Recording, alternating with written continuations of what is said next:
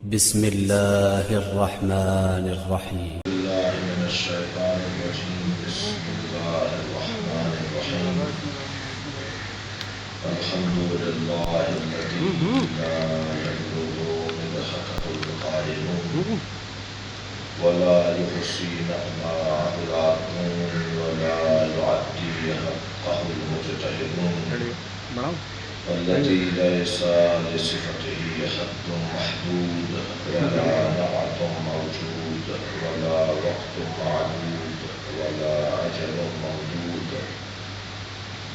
وترى الخلائق بقدرته ونشر الرياح برحمته والصلاة والسلام على الرسول المسدد المصطفى الأمجد المحمود الأحمد سيدنا ومولانا ومولى الكونين جد الحسن والحسين وعاني أبا القاسم محمد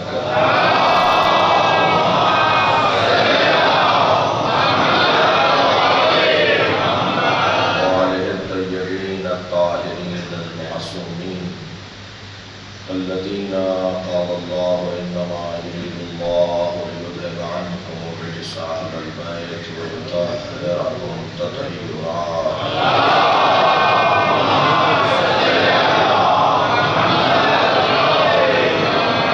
ولعنة الله على أعدائهم أجمعين من يوم عداوتهم إلى قيام يوم الدين. أما بعد قال الحكيم في القرآن الكريم بسم الله الرحمن الرحيم والعصر إن الإنسان لفي خسر إلا الذين آمنوا وعملوا الصالحات وتواصوا بالحق وتواصوا بالصبر.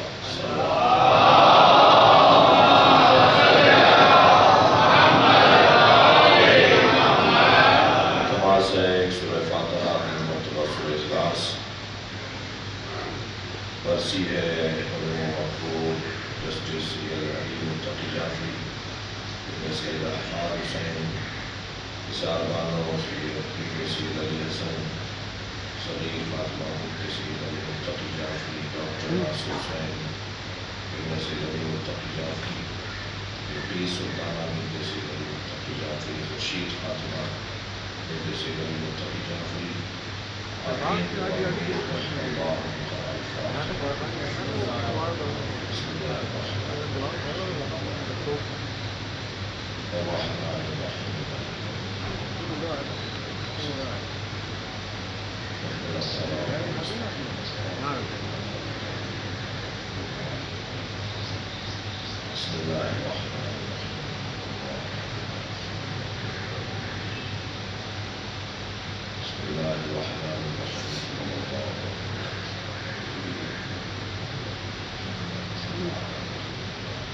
صلوات کرو.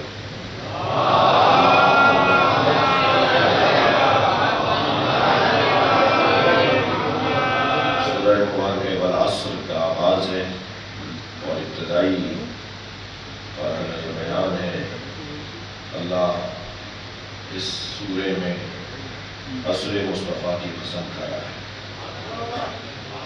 والعصر واو واو قسم ہے عصر مصطفیٰ کی.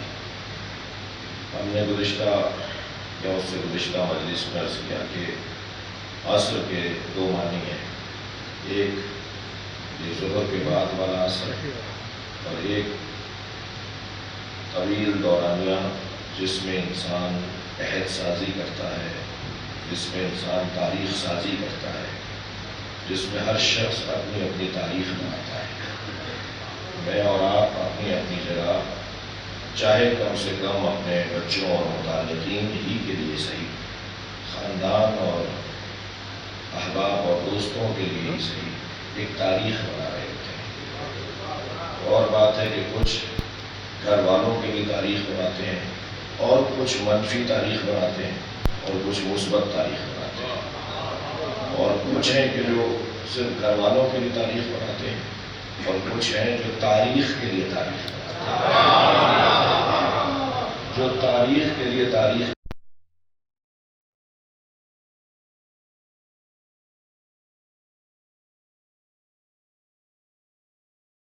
بہت سارے معاملات کو ٹھیک کیا جا رہا ہوتا ہے۔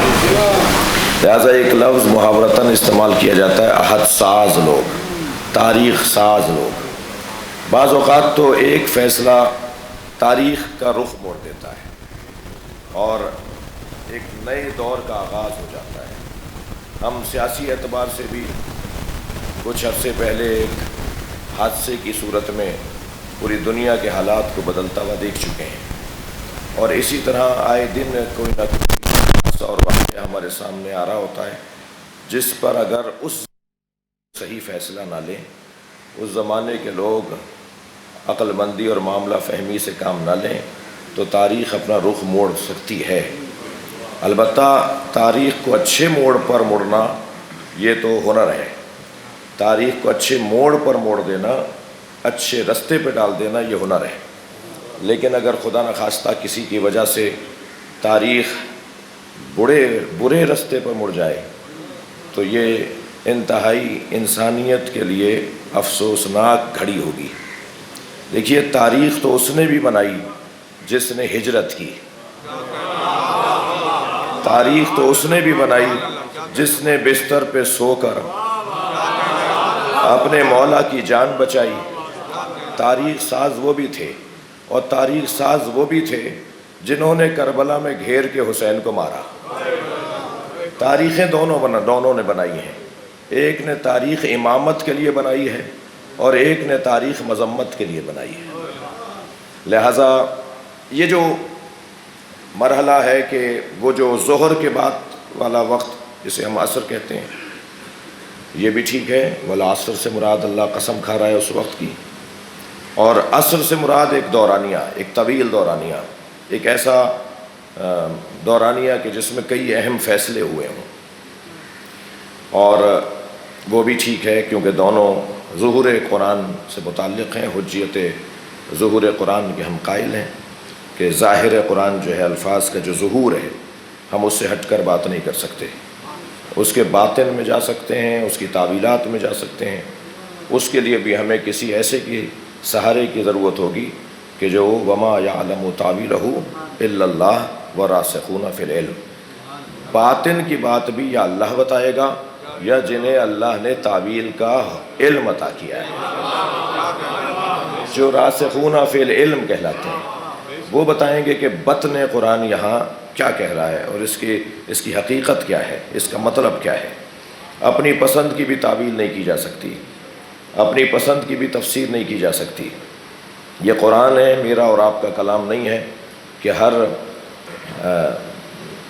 لفظ بولا جاتا ہے ایرا غیرہ، ہر شخص جو چاہے کچھ بھی بول دے۔ یہ روزنامہ اور اخبار نہیں ہے جس پہ تبصرہ ہو جائے، یہ قرآن ہے، اس پہ تبصرہ نہیں ہوگا، اس کی تفسیر ہوگی، اس کی تعویل ہوگی، اور تفسیر و تعویل وہی بتائیں گے کہ جنہیں اللہ نے وہاں سے پڑھا کر بھیجا ہوگا۔ صلوات پڑھیں محمد و آل محمد۔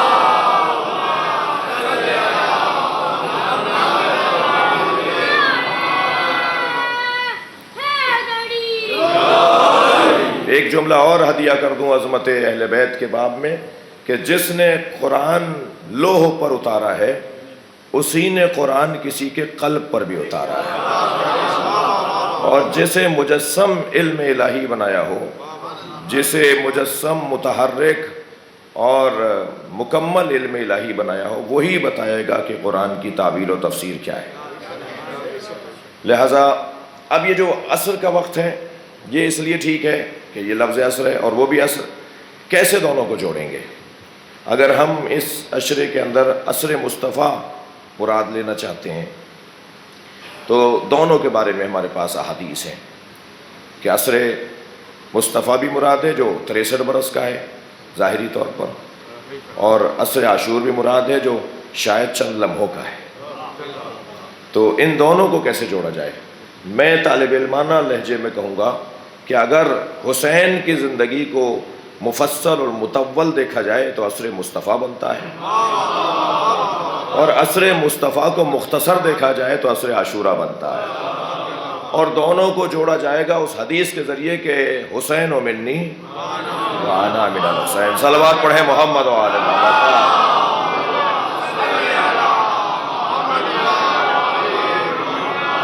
اس سے بہتر اور بلند صلوات ہو۔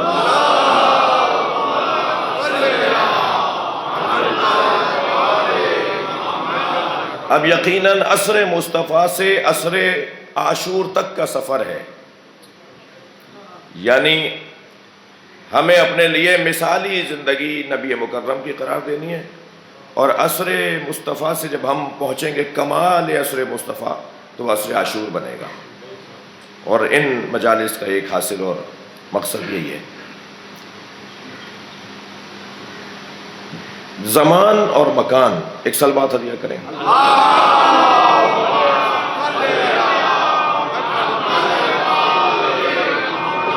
میرے اور آپ کے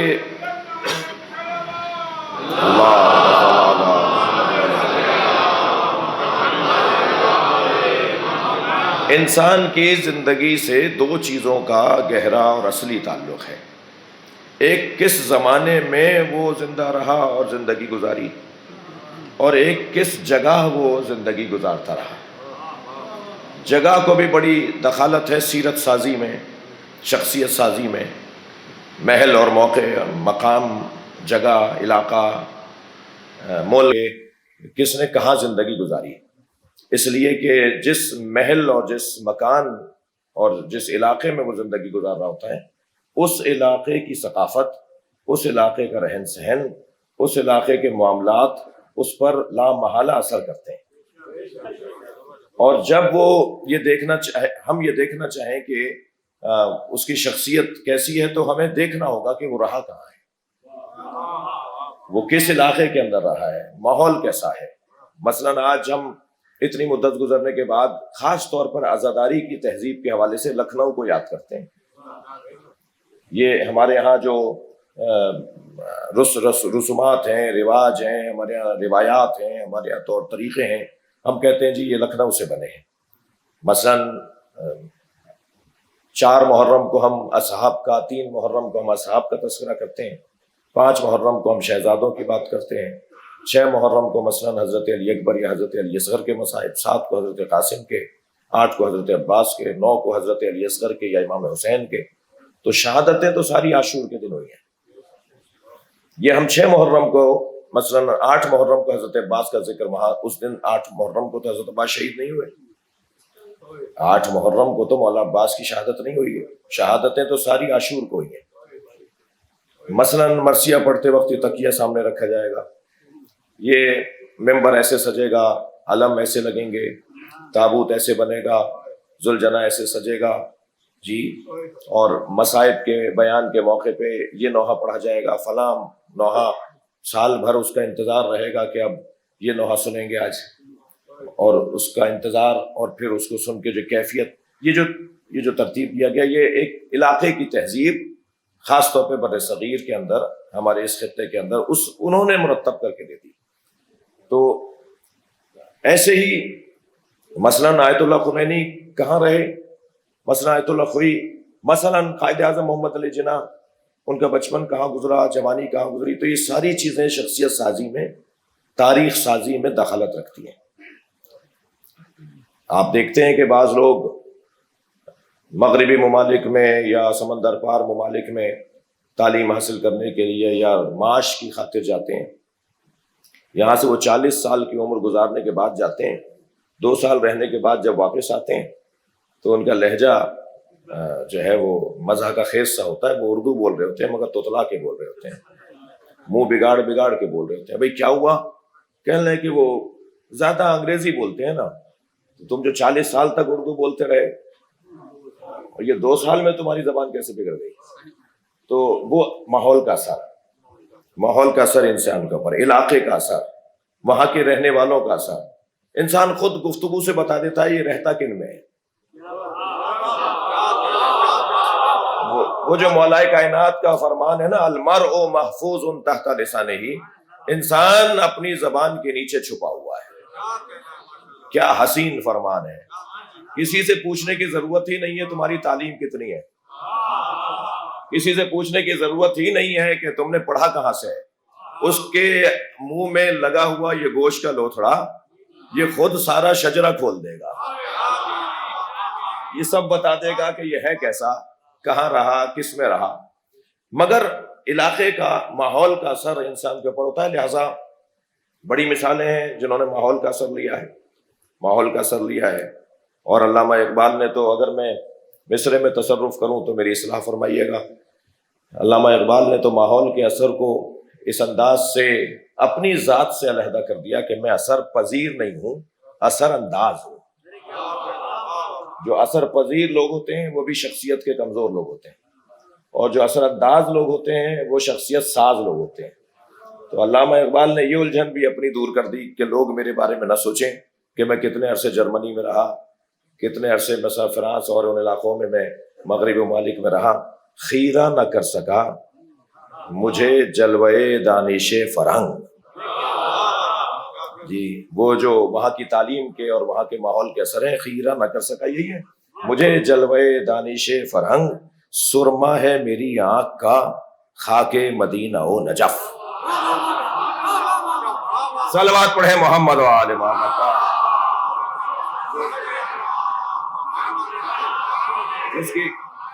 جس کی آنکھوں میں مدینہ و نجف کا سرما لگا ہوا ہو، اسے کچھ اور کیوں نظر آئے؟ اسے کسی اور چیز پر خیرہ ہونے کی ضرورت کیا ہے؟ یعنی پہلے اپنے آپ کو اتنا ٹھیک کر لو کہ کوئی علاقہ تم پہ اثر نہ کرنے پائے. آج بچوں کو باہر بھیجتے ہوئے ماں باپ جب پریشان ہوتے ہیں تو اس کا فارمولہ بھی یہی ہے جو علامہ اقبال نے دے دیا. تم بڑے اطمینان سے اپنے بچوں کو پڑھنے کے لیے باہر بھیج دو، مگر پہلے یہ اطمینان کر لو کہ اس کی آنکھوں میں مدینہ و نجف ہے. اگر اس کی آنکھوں میں مدینہ و نجف ہے تو یہ کچھ اور دیکھے گا ہی نہیں، اسے صرف اور صرف مدینہ و نجف نظر آئے گا. یہ جو حدیث مبارکہ ہے، اتلو مول صلوات پڑھے ذرا محمد و آل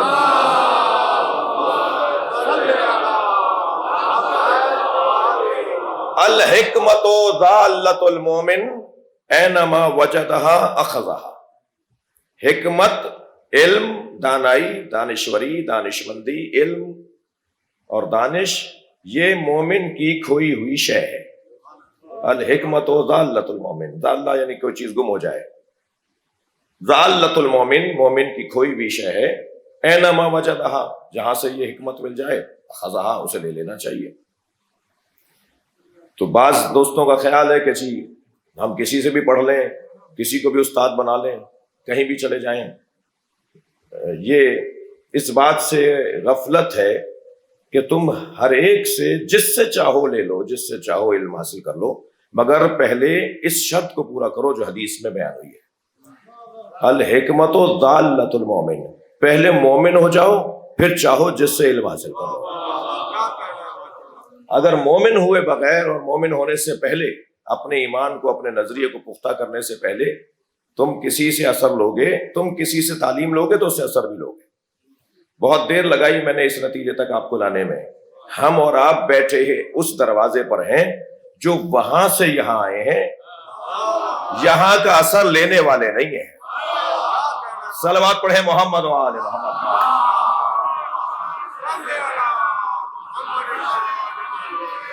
اس سے بہتر اور بلند صلوات میں دیجیے.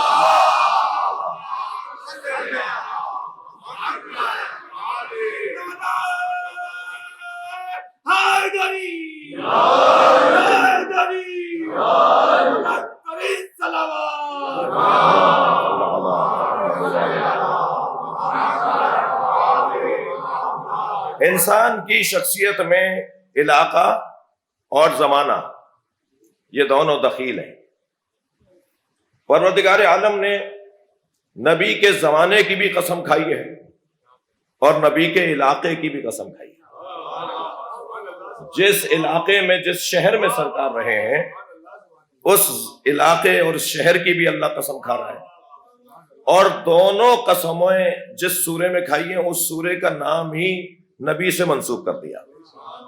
یعنی والعصر کہہ کے نبی کے زمانے کی قسم کھائی، پورا سورہ نبی کے نام پر. یعنی نبی کے زمانے کی قسم کھا کے نظام زندگی دے رہا ہے. اور جس شہر میں نبی رہے اس شہر پر پورا سورہ اتار دیا، سورہ البلد.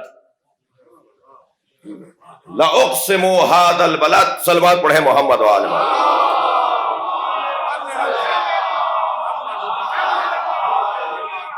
قسم ہے اس شہر کی. کیوں اس شہر کی قسم؟ جہاں پانی میٹھا نہیں ہے، جہاں آب و ہوا اچھی نہیں ہے، جہاں چرند پرند، جہاں وحوش اور طیور طرح طرح کے نہیں ہیں، جہاں کے منظر اچھے نہیں ہیں. کہاں کی قسم اللہ کھا رہا ہے؟ خبردار، فیصلہ کر رہا ہے اللہ، ان بنیادوں پر کسی کو اہمیت نہ دینا. ماحول بنتا نہیں ہے، بنایا جاتا ہے. ماحول سازی کی جاتی ہے، تاریخ سازی کی جاتی ہے، مزاج سازی کی جاتی ہے، طبیعت سازی کی جاتی ہے. جی لَأُقْسِمُ بِهَذَا الْبَلَدِ، قسم ہے مجھے، قسم میں کھاتا ہوں. اللہ کہہ رہا ہے میں قسم کھاتا ہوں اس شہر کی. کیوں؟ یہ نہیں دیکھ رہا کہ اس کی آب و ہوا اچھی ہے، یہ نہیں دیکھ رہا کہ یہاں کا پانی میٹھا ہے یا کھارا ہے، بلکہ یوں کہ انت حلم بہذا البلد. مجھے تو قسم اس شہر کی اس لیے، میں قسم اس شہر کی اس لیے کھا رہا ہوں کہ آپ اس شہر میں رہتے ہیں. یعنی اگر نبی سے اینٹ پتھر منسوب ہو جائے تو قابل قسم پروردگار ہو جائے، اور جس بدن میں نبی کا خون دوڑ رہا ہو. صلوات پڑھے محمد و آل محمد پر.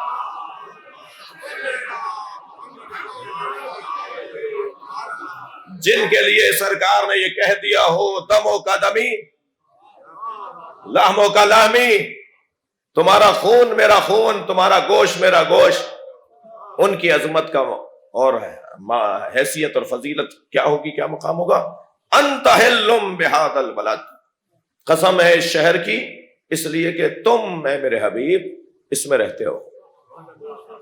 یہاں اگر آیت رک گئی ہوتی یا سورہ اپنا رخ موڑ لیتا تو کلام الہی ہے، مجھے اور آپ کو کسی کو کچھ کہنے اور سوچنے کی اجازت ہی نہیں ہے. لیکن یہاں ایک آیت اور بڑھی، وَوَالِدٍ وَمَا وَلَدَ، قسم ہے اس شہر کی کہ جس میں میرے مصطفیٰ تم رہتے ہو، اور مجھے قسم ہے ایک والد کی اور ایک ولد کی. بھائی حضرت ابو طالب کا ایمان ڈھونڈنے دیجئے لوگوں کو. اللہ تو ایک والد اور ولد کی قسم کھا رہا ہے جسے علی اور ابو طالب کہا جاتا ہے.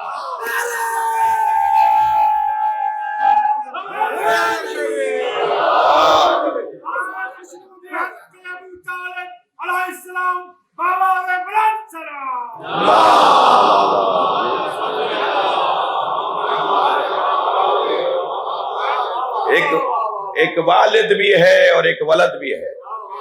یہ قرآن ہے، فارمولوں کی کتاب ہے، اس کو محفوظ رکھنا اللہ نے اپنے اوپر لیا ہے کہ میں اسے کسی بھی غضب سے اور کسی بھی تحریف سے محفوظ رکھوں گا.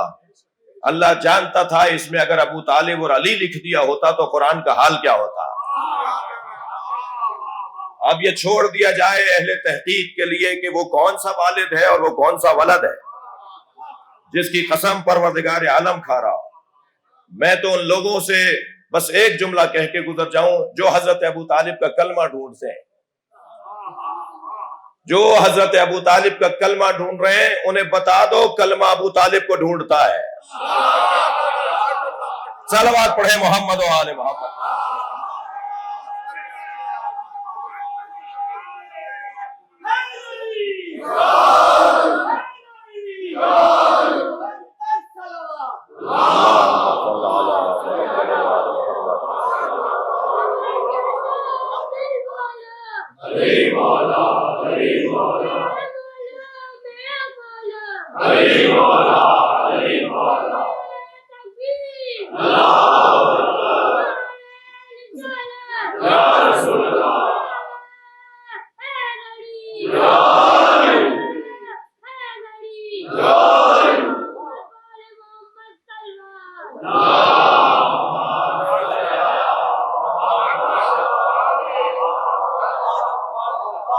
اس علاقے کی بھی اللہ قسم کھا رہا ہے جس علاقے میں، جس مکان، جس شہر میں سرکار دو جہاں رہتے ہیں. شہر نبی سے منسوب ہو جائے تو قابل تعریف، جی زمانہ نبی سے منسوب ہو جائے تو قابل تعریف، افراد نبی سے منسوب ہو جائیں تو رضی اللہ تعالی عنہم، خواتین نبی سے منسوب ہو جائیں تو ازواجہ امہاتہم، کہ نبی کی زوجائیں مومنین کی مائیں، تو جو نبی سے منسوب ہو جائے اس کی عظمت بڑھ جاتی ہے۔ آپ اور میں کلمہ پڑھ لیں تو امتی کہلائیں، اور امتیوں میں اگر کچھ محنت بڑھ جائے تو ابراہیم بھی آرزو کرے کہ میں بھی امت مصطفیٰ میں ہوتا۔ یہ اس ذات سے اللہ کا کتنا پیار ہے، اس ذات سے اللہ کا کتنا پیار ہے۔ مجھے اس میں معظم نبی مکرم پر بھی مفصل گفتگو کرنے کا سوچا ہے، خود محمد پر غور کیا جائے گا۔ یہ لفظ، یہ جو اسم ہے نبی کا محمد احمد، اس کے ایک ایک حرف پر غور ہو، اور میں نہیں غور کروں گا، مولا علی نے جو بتایا ہے کہ میم کا کیا مطلب ہے، ہا کا کیا مطلب ہے، اور پھر میم کا کیا مطلب ہے، اور پھر دال کا کیا مطلب ہے، وہ مولا کیا ایک پورا خطبہ ہے، وہ ارادہ ہے، اللہ توفیق دے گا تو آگے بیان ہوگا۔ ایک صلوات پڑھ لیں محمد والے۔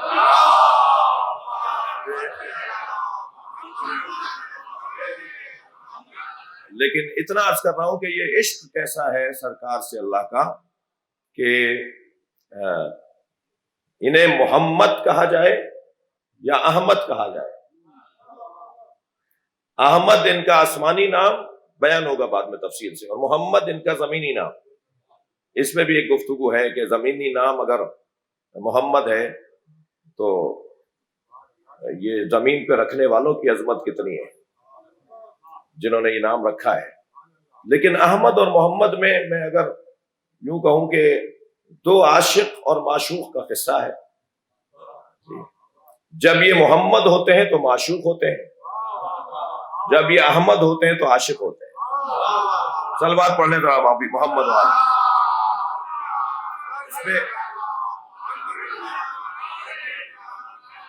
شہر کی قسم مضمون کی طرف پلٹو، شہر کی قسم اللہ کھا رہا ہے اس لیے کہ نبی اس میں رہتے ہیں۔ اسی طرح ایک زمانے کی اللہ قسم کھا رہا ہے کہ جس زمانے میں سرکار نے سانس لیا۔ عزیزان گرامی، نبی کا زمانہ عصر مصطفیٰ، اسے اللہ نے بنوایا ہے، زمانہ بنایا گیا ہے، زمانہ ترتیب دیا گیا ہے، زمانہ سجایا گیا ہے۔ اللہ کرے میری بات منتقل ہو میرے کم سن ساتھیوں تک۔ دیکھیے، دو ہی واقعات ایسے ہیں جو رونما ہونے سے پہلے یاد کیے گئے اور رونما ہونے کے بعد یاد کیے جاتے رہیں گے۔ ایک واقعہ کربلا جو رونما ہونے سے پہلے یاد کیا جاتا رہا، حضرت آدم نے اسے یاد کیا، یاد کروایا اللہ نے، گزارا کربلا سے، مقام بیان ہے، مصائب نہیں ہے۔ حضرت نوح کو گزارا کربلا سے، ٹھوکر لگی، گھوڑے کا گھٹنا مڑا، سواری سے گرے، سر میں چوٹ لگی، خون کے قطرات ٹپکے، پوچھا یا اللہ کیا مجھ سے کوئی خطا ہوئی ہے؟ نہیں۔ کیا تم سے کوئی خطا نہیں، تمہارے خون کے قطرات ہم اس زمین پر ڈال رہے ہیں کیونکہ ہمارے آخری نبی کا نواسہ حسین یہاں شہید کیا جائے گا، تمہارا خون اس کے خون کے ساتھ ہم ملا رہے ہیں۔ جی، یہ ایک تو نہیں، اور سنی شیعہ نے لکھی ہے یہ والی روایات جو سے حضرت ابراہیم، حضرت موسیٰ، تمام اولو العزم پیغمبروں کو اللہ نے کربلا سے گزارا ہے اور انہوں نے یاد کیا۔ حضرت آدم کی جب توبہ قبول ہونے کا مرحلہ آیا کہ آدم کی توبہ قبول کی جائے، بس آدم سے کہو کہ ان ناموں کا واسطہ دے، تو حضرت آدم نے ان 5 ناموں کا اللہ کو واسطہ دیا، مگر جب حسین بولتے تھے تو آنکھوں میں آنسو آ جاتے تھے۔ تو جبریل سے کہا ہینا ما ذکر تو خامسا منہم، جب ان میں سے 5ویں کا نام میں لیتا ہوں فبکی تو مجھے رونا آتا ہے، مجھے بس اتنا بتا دو یہ مجھے رونا کیوں آتا ہے؟ جب میں پہلے 4 کے نام لیتا ہوں تو سرور اور شادمانی میرے اندر محسوس ہوتی ہے، ایک خوشی سی محسوس ہوتی ہے، مگر جب ان میں سے 5ویں کا نام لیتا ہوں حسین تو مجھے رونا آتا ہے۔ تو جبریل امی نے فرمایا کہ حق ہے کہ جب اس کا نام لیا جائے تو اس میں رویا جائے. اسے قتیل العبرات قرار دیا گیا ہے، آنسوؤں کا مارا، جس پر دنیا میں سب سے زیادہ رویا جائے گا. جی یہ تو ہر نبی کو کربلا رونما ہونے سے پہلے بپا کی گئی، منائی گئی، یاد رکھی گئی، دہرائی گئی. ابھی کربلا ہوئی نہیں ہے، ابھی حسین مولا کی ظاہری ولادت نہیں ہوئی ہے، اور منائی جاتی رہے گی قیامت تک.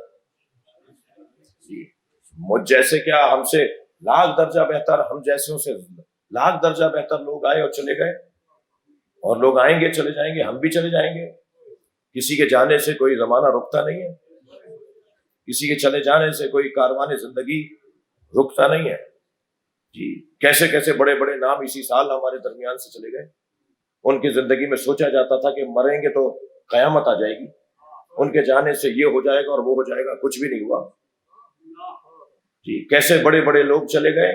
کچھ عرصے کے لیے پریشانی سی رہتی ہے کہ دکھ سا رہتا ہے، مگر پھر آہستہ آہستہ کبھی کوئی ذکر کرے گا تو یاد آ جائے گا کیسے تھے.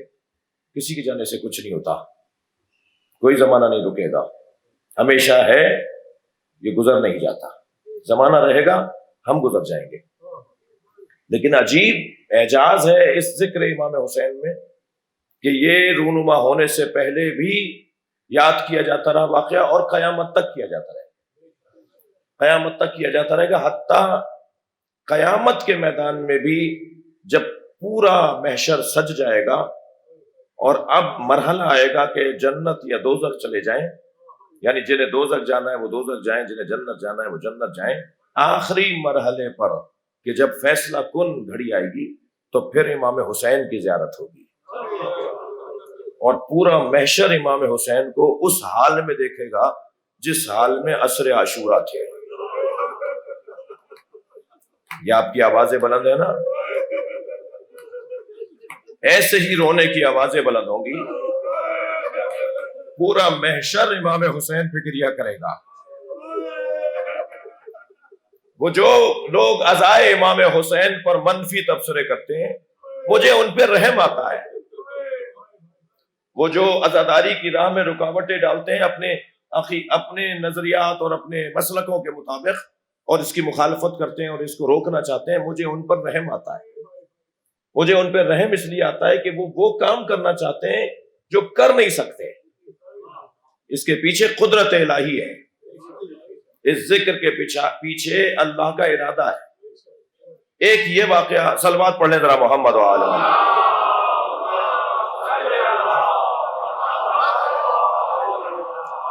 ایک اور اس سے بہتر صلوات ہدیہ کریں.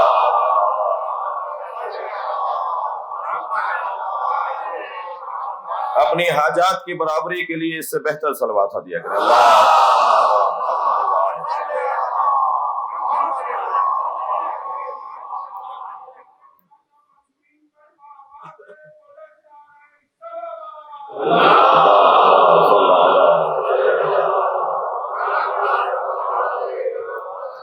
اور ایک عہد رسول، عصر رسول کو اللہ چاہتا ہے کہ وہ اللہ نے اسے ترتیب دیا ہے، اللہ نے اسے بنایا ہے، اسے ترتیب دلوایا ہے، اسے سجایا ہے.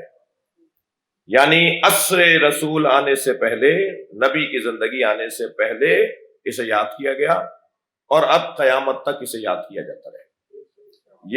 یہ دورانی ہے، وہ عصر عاشور ہو یا عصر مصطفیٰ 63 برس کا. کیسے بنایا، کیسے ترتیب دیا، کیسے سجایا اللہ نے. قرآن مجید میں کچھ آیات انبیاء کرام سے ان کے نقل قول کے طور پر ان کے الفاظ کو قرآن کی آیات کی صورت میں اللہ نے نازل کیا ہے، جو نبی مکرم کے زمانے کی یاد دلاتے ہیں. مثلا سب سے پہلے تو خود حضرت ابراہیم جن کی نسل سے سرکار دو جہاں ہیں، جن کے صلب سے جناب مولا علی ہیں، حضرت ابراہیم نے کسی مرحلہ کمال پر نبی اور آل نبی کی یاد سے اپنے آپ کو دور نہیں رکھا۔ نبوت ملی تو یاد کیا حضرت نبی مکرم کو، مولا کائنات کو۔ رسالت ملی تب بھی یاد کیا، امامت ملی تب بھی یاد کیا، اور اللہ سے مطالبہ کیا کہ یہ چیز جو مجھے دی ہے یہ میرے ان بچوں کو بھی دے گا۔ لہذا بنا رہے حضرت ابراہیم نبی کے زمانے کو۔ قرآن مجید سورہ مبارکہ شعراء کی 83، 84 اور 85 نمبر کی 3 آیات آپ ذرا دیکھیے۔ رب ہب لی حکما والحقنی بالصالحین واجعل لسان صدق فی الاخرین واجعلنی من ورثۃ جنۃ النعیم۔ ان 3 آیتوں پر غور کریں، سورہ مبارکہ شعراء۔ ارشاد فرما رہے ہیں رب ہب لی حکمن، یا اللہ فیصلہ میرے حق میں کر دے۔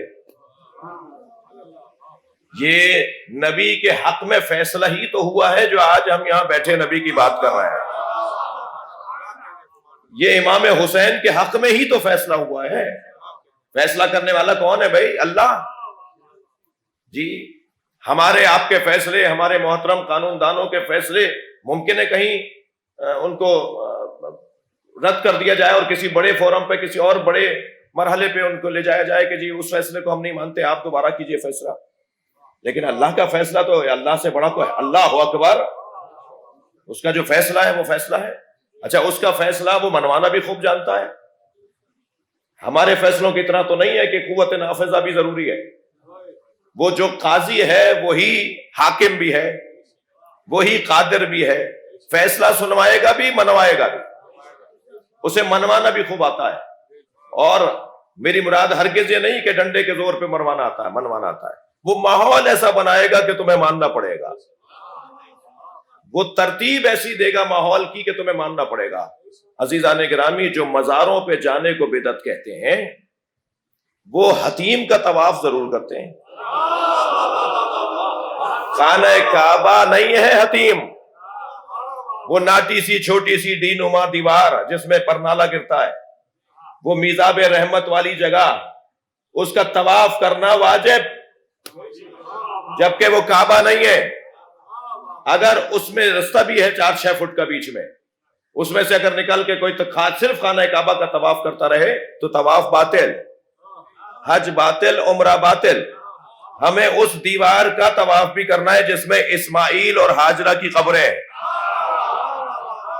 تم نہ مانو، میں قبروں کا طواف کرواؤں گا۔ صلوات پڑھے محمد و آل محمد کا۔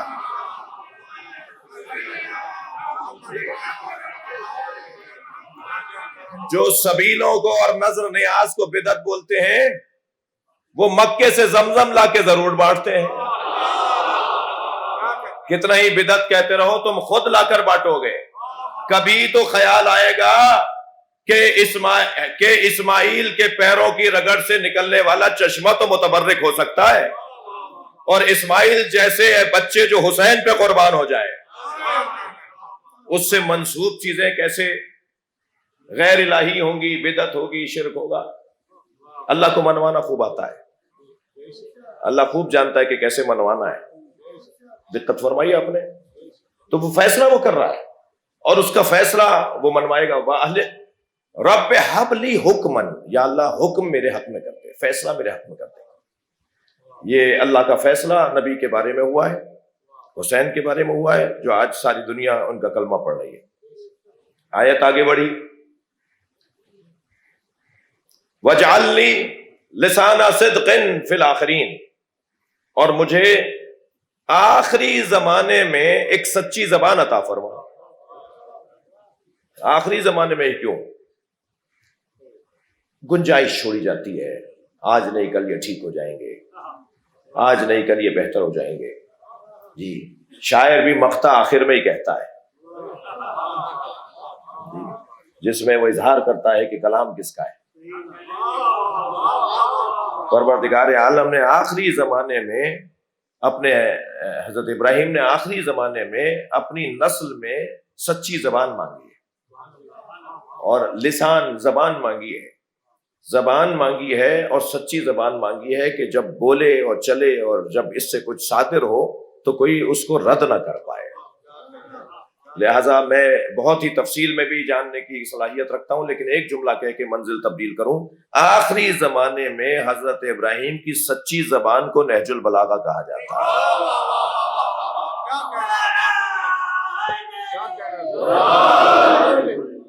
مولا علی کا کلام، علی ابراہیم کی آخری زمانے میں سچی زبان ہے. اچھا، اس آیت میں تو صرف لسان صدق کہا ہے نا، آخری زمانے میں مجھے سچی فی الآخرین سچی زبان عطا فرما. سورہ مریم میں اور وضاحت کر دی، وجعلنی لسان صدق علیہ، میرے لیے آخری زمانے میں ایک سچی زبان قرار دے جو اتنی بلند ہو کہ کوئی اسے زیر نہ کر پائے. صلوات پڑھے محمد و آل محمد پر.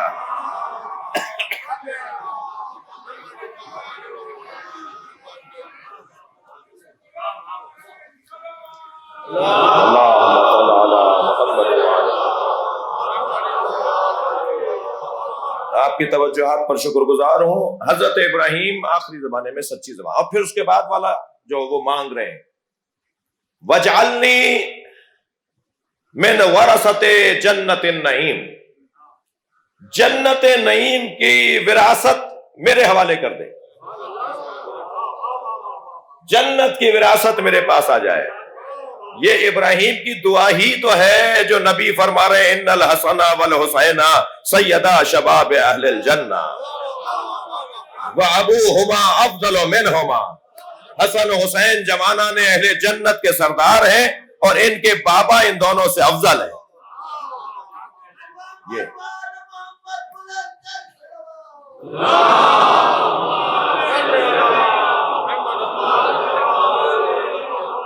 بڑی عنایت. آپ ایک منزل اور آگے آ رہا ہوں. حضرت ابراہیم یہاں جو جو چیزیں مانگ رہے ہیں وہ اللہ نے حضرت ابراہیم کو دے دی. جنت نبی کے گھرانے کے پاس، لسان صدق علی، علی اولاد ابراہیم، زمانہ بنایا جا رہا ہے، تیاریاں کروائی جا رہی ہیں، دعائیں مانگی جا رہی ہیں کہ ایسے زمانہ بنے.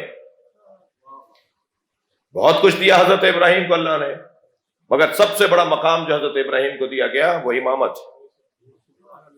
وَإِذَ ابْتَلَىٰ إِبْرَاهِيمَ رَبُّهُ بِكَلِمَاتٍ، جب ابراہیم کو ان کے رب نے آزمایا کلمات کے ذریعے، فَأَتَمَّهُنَّ، اور ابراہیم علیہ السلام نے اس امتحان میں کامیابی پائی. تو کہا کہ اس کامیابی پر ہم تمہیں جو منصب دے رہے ہیں، قَالَ إِنِّي جَاعِلُكَ لِلنَّاسِ إِمَامًا، تو اللہ نے کہا کہ میں تمہیں لوگوں کا امام بنا رہا ہوں. امام لوگوں کے ہوتے ہیں، ماننے والے کو مسلمان کہتے ہیں. اللہ کا نظام سب کے لیے ایک جیسا ہی ہے، قبول کرنے والے کی فضیلت بڑھ جاتی ہے. تو انی جاعلک للناس اماما، ہم تمہیں لوگوں کا امام بنا رہے ہیں. بات یہاں مکمل ہو گئی. اللہ نے امتحان لیا، اللہ نے ہی مقام دے دیا. مگر فوراً حضرت ابراہیم کی آواز آئی، قالا ومن ذریتی، یعنی اب حضرت ابراہیم عہد بنا رہے ہیں، اپنے بچوں کے زمانے کو بنا رہے ہیں، نبی کا زمانہ بنا رہے ہیں، مولا علی کا زمانہ بنا رہے ہیں. یا اللہ میری اولاد. اللہ نے حضرت ابراہیم کی دعا کو رد نہیں کیا، قبول کیا، کیونکہ اولاد ابراہیم میں ابو لہب بھی ہے. اولاد ابراہیم میں اگر کسی کی طبیعت پہ گرانی نہ گزرے اور گزرے تو گزرے، بنی امیہ بھی ہے. فرمایا کہ لا ینال عہدی الظالمین، میرا یہ عہدہ امامت، میرا یہ عہدہ ظالموں تک نہیں پہنچے گا. یہ حضرت ابراہیم کی دعا کو رد نہیں کر رہا، ابراہیم کو تسلی دے رہا ہے. تم یقین رکھو، تسلی رکھو، تمہاری نسل میں جو ظالم نہیں ہوں گے، یعنی عادل ہوں گے، معصوم ہوں گے. جی، ظلم کی ضد عدل بھی ہے، ظلم کی ضد عصمت بھی ہے. ظلم جتنا شدید ہوگا اس کے ضد بھی اتنی شدید ہوتی چلی جائے گی. تو تمہاری نسل میں جو عادل اور معصوم ہوں گے انہیں ہم امامت دیں گے. تو یہ پھر حضرت ابراہیم اپنا زمانہ بنا رہے ہیں، اپنے بچوں کا زمانہ بنا رہے ہیں، نبی کا عہد بنا رہے ہیں، عصر پیغمبر بنا رہے ہیں۔ ایک اور آیت لے لیجئے، اس آیت کا بھی حسن اپنا ہے۔ ام یحسدون الناس علی ما آتاہم اللہ من فضلہ، یا حسد کرتے ہیں کچھ لوگ ان لوگوں سے جنہیں ہم نے اپنے فضل سے عطا کیا ہے۔ ذہن میں رہے کہ اہل بیت کے ساتھ جو کچھ ہوا وہ حسد کی بیماری تھی۔ حسد اتنی خطرناک بیماری ہے کہ یہ پھر اعلیٰ ترین، اعلیٰ افضل ترین افراد کا گھر بھی جلوا دیتی ہے۔ ام یحسدون الناس علی ما آتاہم اللہ من فضلہ، یا یہ کہ حسد کرتے ہیں کچھ لوگ ان لوگوں سے جنہیں ہم نے اپنے فضل سے عطا کیا ہے۔ سورہ نساء ہے یہ 54ویں آیت۔ ام یحسدون الناس علی ما آتاہم اللہ من فضلہ، کچھ لوگ ہاں یا حسد کرتے ہیں کچھ لوگ ان لوگوں سے جنہیں ہم نے اپنے فضل سے عطا کیا ہے۔ جی لقد آتینا آل ابراہیم الکتاب والحکمہ، جان لو کہ ہم نے آل ابراہیم کو، اب مسئلہ ابراہیم تک نہیں رہا۔ بڑی عنایت، آپ کی توجہات کا شکر گزار ہوں۔ ابراہیم جو مانگ رہے تھے وہ اب اللہ اس آیت میں قبولیت کا اعلان کر رہا ہے۔ ابراہیم علیہ السلام کہہ رہے تھے کہ میری نسل میں امامت رکھ دے، میری نسل میں جنت رکھ دے، میری وراثت جنت رکھ دے، میری نسل کے اندر نبوت رکھ دے، یہ سارے کمالات جو مجھے دیے وہاں دے دے۔ یہاں اللہ اب اس کا اظہار بھی کر رہا ہے ایک اور پیغام کے ساتھ کہ کچھ لوگوں سے حسد کرتے ہیں کہ جنہیں ہم نے اپنے فضل سے عطا کیا ہے۔ آتینا آل ابراہیم الکتاب والحکمہ وآتیناہم ملکا عظیما، اور ہم نے آل ابراہیم کو ملک عظیم بھی عطا کیا ہے۔ کتاب سے مراد کتاب ہے، حکمت سے مراد نبوت ہے، ملک عظیم سے مراد امامت ہے۔ ہم نے آل ابراہیم کو کتاب بھی دی ہے، اسی گھر میں نبوت بھی ہے، اسی گھر میں قرآن بھی اترا ہے، اور اسی گھر میں ہم نے امامت بھی رکھی ہے۔ مگر جنہیں ہم نے کتاب، نبوت اور امامت دی ہے وہ اولاد ابراہیم ہے۔ حضرت ابراہیم اپنے بچوں کا یعنی نبی کا عصر مصطفیٰ کو بنا رہے ہیں۔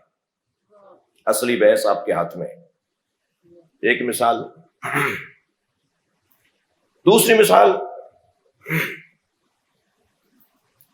دوسرے نبی کی مثال، دوسرے کس نبی سے اللہ نے نبی کا زمانہ بنوایا ہے؟ سورہ مبارکہ صف،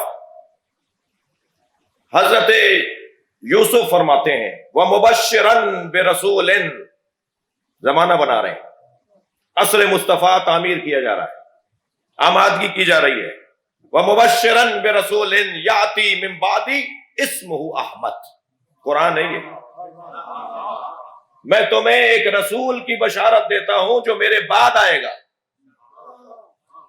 حضرت یوسف، توجہ چاہوں گا، معاف کیجئے گا، حضرت عیسیٰ وَمُبَشِّرًا بِرَسُولٍ یَأْتِی مِن بَعْدِی اسمہ احمد۔ حضرت عیسیٰ فرما رہے ہیں میں تمہیں ایک رسول کی بشارت دیتا ہوں جو میرے بعد آئے گا جس کا نام احمد ہے۔ 40 سال کے بعد نبی ہوئے۔ یا اپنا عقیدہ ٹھیک کرو یا قرآن کو مانو۔ حضرت عیسیٰ فرما رہے ہیں کہ میں رسول کی بشارت دے رہا ہوں جو میرے بعد آنے والا ہے، نبی بھی نہیں، اس سے بڑا درجہ رسالت، نبی پھر کم درجہ ہے، میں رسول کی بشارت دے رہا ہوں جو میرے بعد آنے والا۔ اب یہ عہد سازی ہو رہی ہے۔ یہ دوسری مثال، ایک صلوات ہدیہ کریں گے۔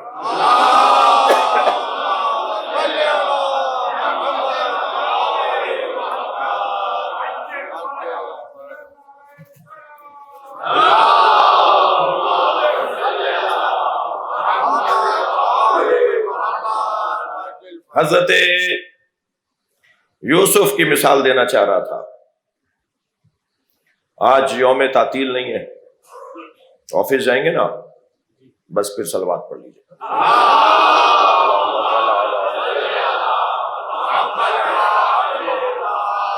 اس سے بہتر اور صلوات ہوتی ہے۔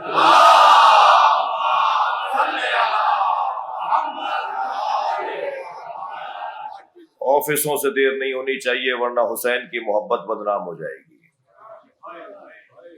محبت حسین بدنام نہیں ہونی چاہیے. چلیں گے کل آئندہ بات ہوگی انشاءاللہ. عہد سازی ہو رہی ہے، عصر مصطفیٰ کو بنایا جا رہا ہے اور تعمیر کیا جا رہا ہے، اسے سجایا جا رہا ہے. اور جس زمانے کو سجا کر اللہ نے پیش کیا ہے، حق ہے کہ اسی زمانے کی پیروی کی جائے، اسی زمانے سے اپنی زندگیوں کے دستور، نظام، قاعدے، قوانین اور اپنی زندگیوں کو بہتر کرنے کے فارمولے، اصول حاصل کیے جائیں. ایک عہد، ایک واقعہ، کربلا کا واقعہ کہ جسے اللہ پہلے سے بیان کرتا آیا ہے. عزیزو، یوں تو کربلا بنام حسین ہے، اس کی شناخت امام حسین کے ذریعے سے ہے، مگر حسین کی قربانی کو جنہوں نے سجایا، ساتھ دیا، جن کے لیے مولا اتنا بڑا عنوان عظمت دے گئے، انی لا ارا اصحابا کا اصحابی، میں اپنے اصحاب جیسا کسی کے صحابیوں کو نہیں دیکھتا.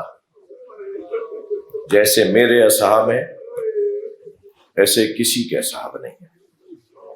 نبیوں میں بھی اور نانا اور بابا اور بھائی حسن کے ہم ہیں. میرے اصحاب ہیں. بڑے نام ہیں، خاندانی لوگ ہیں، قبیلوں کے سردار ہیں، حافظان قرآن ہیں، فقہائے زمان ہیں. امام حسین کے اصحاب میں شوذب، عابس، جون، زہیر قین، حبیب ابن مظاہر، اللہ اکبر، سعید ابن عبداللہ. سب سے زیادہ نماز اول وقت پڑھنے کا احساس جناب عبداللہ، سعید ابن عبداللہ کو ہوتا تھا. نماز سے کچھ دیر پہلے ہی مصلی سیدھے کر دیتے تھے، ماحول بنا دیتے تھے کہ نماز کا وقت ہونے والا ہے. اصحاب امام حسین کی توجہ ہو جاتی تھی، سعید ابن عبداللہ نماز کی طرف توجہ دلاتے تھے. لیکن جب امام حسین نماز پڑھنے کھڑے ہوئے، ادھر اقامت ہو رہی تھی، ادھر اعلان ہو رہا تھا کہ حسین پر حملہ کر دو، یہ علی کا بیٹا ہے. صفیں باندھی جا چکی ہیں. جسے سب سے زیادہ نماز کا احساس تھا وہ امام کے آگے آ کے کھڑا ہو گیا کہ جو تیر آئے گا سعید اپنے سینے پر لے گا. اجرکم اللہ. بہت دیر تک تو اکیلے کھڑے مقابلہ کرتے رہے، مگر جب تیر بڑھنے لگے تو حضرت زہیر قین نے بھی صف سے نکل کر نماز جماعت کی حفاظت کی. امام نماز پڑھا رہے ہیں، اصحاب حسینی نماز پڑھ رہے ہیں، اور جناب سعید اور جناب زہیر امام حسین کی حفاظت کر رہے ہیں. رونے والوں، تیر اتنے لگ چکے تھے کہ بہت دیر پہلے سعید گر جاتے ہیں، مگر کان لگے ہوئے ہیں حسین کے سلام آخر کی طرف کہ کب امام حسین آخری سلام کا کلمہ کہے. اجرکم اللہ، اجرکم اللہ. خدا کسی غم میں نہ رلائے سوائے غم اہل بیت میں، ہمیں رونے اور رلانے والوں میں قرار دے. جیسے ہی امام حسین کی نماز مکمل ہوئی، سعید زمین پر گر گئے. سعید کے بازوؤں پر، سینے پر، سعید کے پیروں پر تیر لگے ہوئے تھے، مسلسل خون بہ رہا تھا.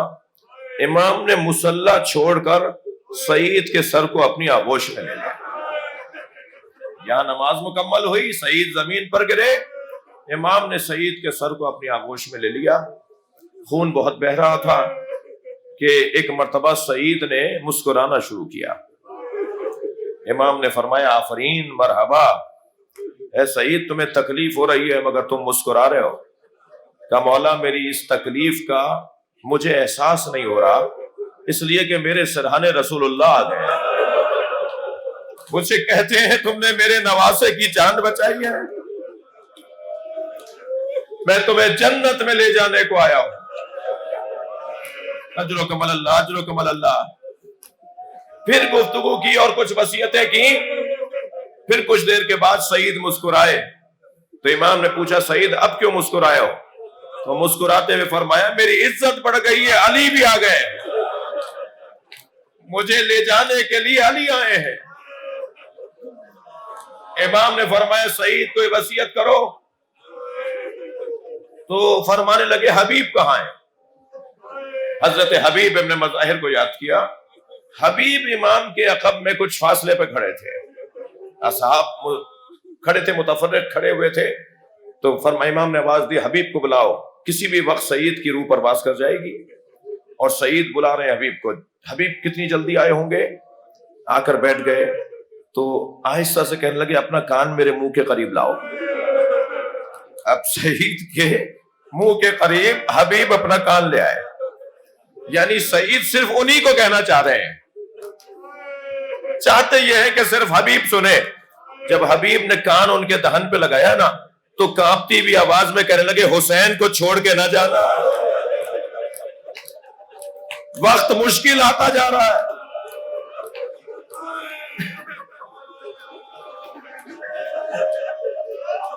اجرکم اللہ، اجرکم اللہ. خدا کسی غم میں نہ رلائے سوائے غم اہل بیت میں، ہمیں رونے رلانے والوں بتائے. سنیں گے عزیزانو، اسی اثنا میں سعید کی آنکھوں سے آنسو جاری ہوئے اور یقین جانیے کہ اتنا رو رہے تھے کہ امام نے پیشانی کا بوسہ دیتے ہوئے کہا سعید زخموں کی تکلیف ہے؟ فرمایا نہیں مولا، میرے سرحانے آپ کی ماں زہرا آئی ہے. کہاں غلام، کہاں نبی ذاتی. اجرکم اللہ، اجرکم اللہ، اجرکم اللہ. میرے حصے کا بیان مکمل ہو گیا. ہم 3 محرم کو، 4 محرم کو اصحاب امام حسین کا ذکر کرتے ہیں. اصحاب میں اتنے بڑے بڑے لوگ، حافظان قرآن، صاحبان کردار، جی سردار قبیلوں کے اصحاب رسول.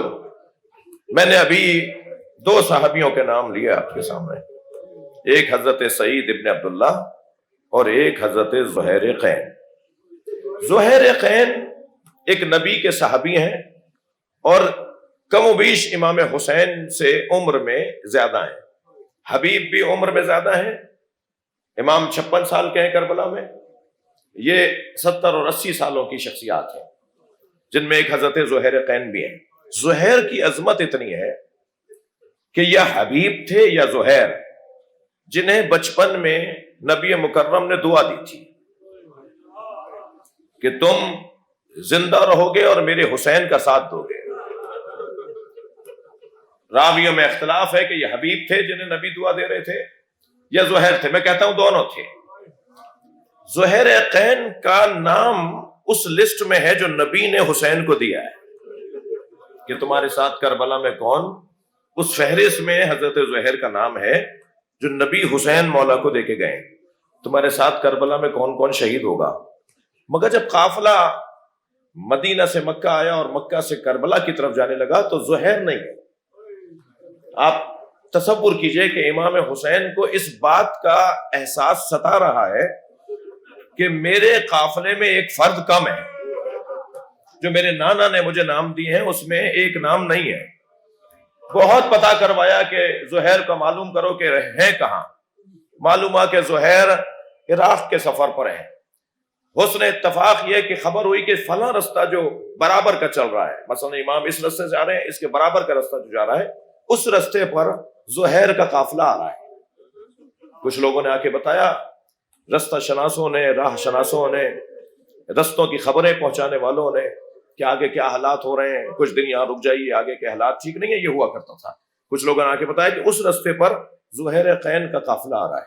इमाम ने अपने काफिले को रुकवाया और हजरत अब्बास को भेजा, अब्बास जाके ज़ुहैर को इतना बता दो कि हुसैन करबला जा रहे हैं और तुम्हें अपने साथ ले जाना चाहते हैं। हजरत अब्बास पहुंचे, उनका खैमा वहां लगा हुआ था, पहुंचे और जाकर सलाम और पैगाम पहुंचाया। तो ज़ुहैर ने पैगाम सुनने के बाद अपनी जगह छोड़ी और अपने स्तबल में गए, पीछे जहां घोड़े खड़े थे।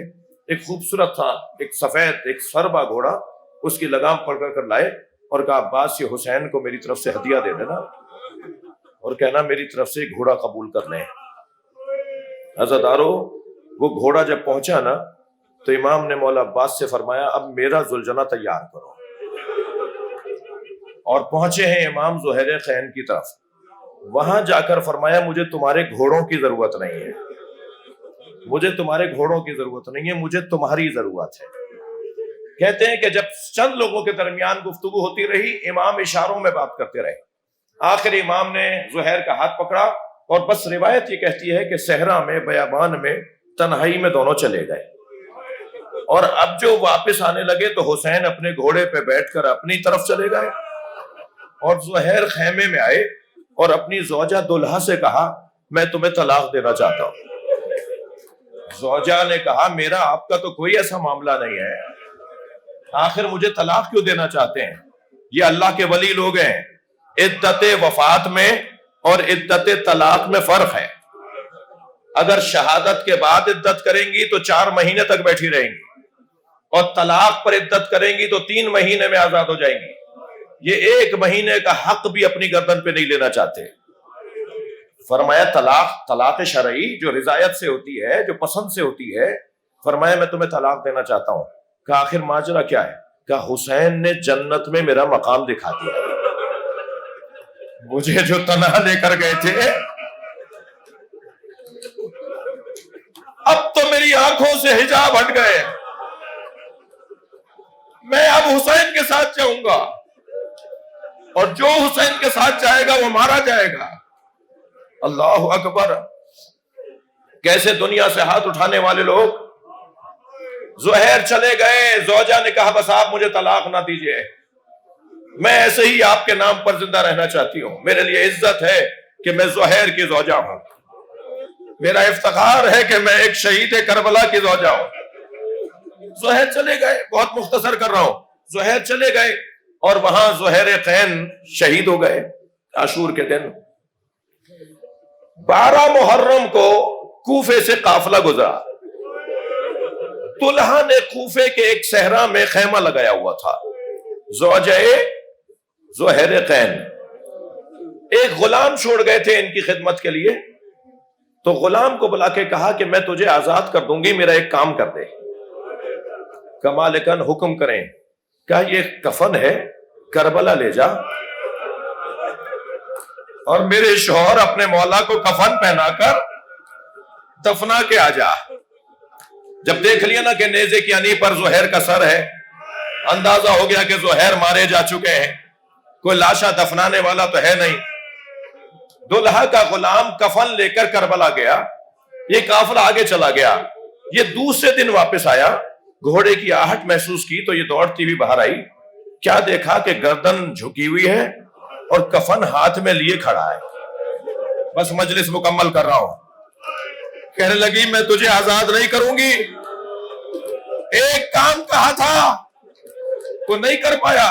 कमालिकन मुझे आजाद न करो, मुझे सारी जिंदगी अपना गुलाम रखो। कफन एक था,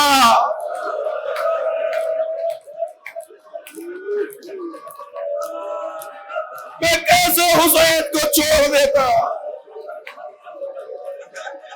नबी का नवासा बेगोरो कफन।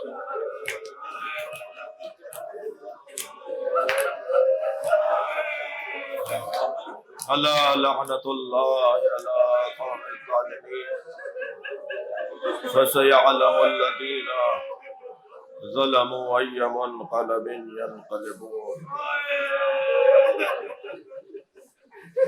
یا